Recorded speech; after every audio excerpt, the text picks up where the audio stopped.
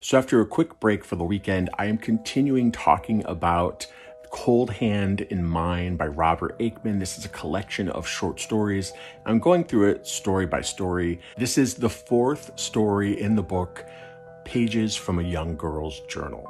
In this story, a young girl is traveling with her parents through Italy, and it's really interesting. Right from the get-go, Robert Aickman creates a sense of mystery and creepiness by limiting the perspective to this young girl. She doesn't quite understand really even why they keep traveling. She doesn't like the strange people that they're staying with.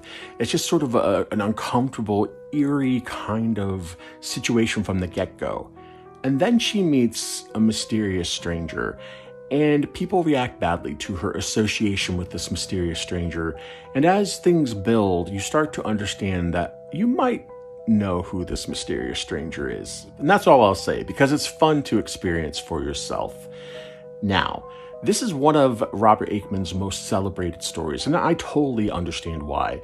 The way it kind of comes out of the gate and provides this sort of tense situation that he doesn't really go into in any detail, and that's part of the tension, is because of that sort of limited perspective of this young girl.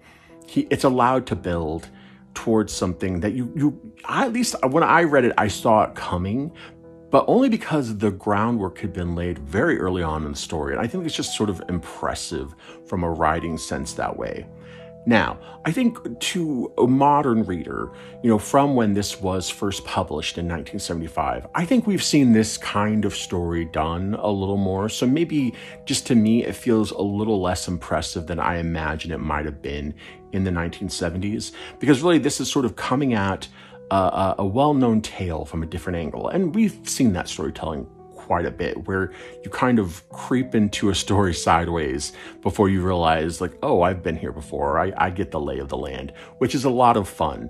But because it has been done quite a bit since then, maybe it didn't quite rise to the level of some of the other stories in the book.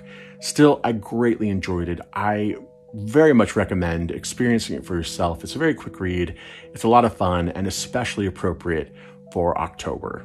The next story I'm going to be talking about in the collection is The Hospice, and I cannot wait to talk to you about that story coming up very soon.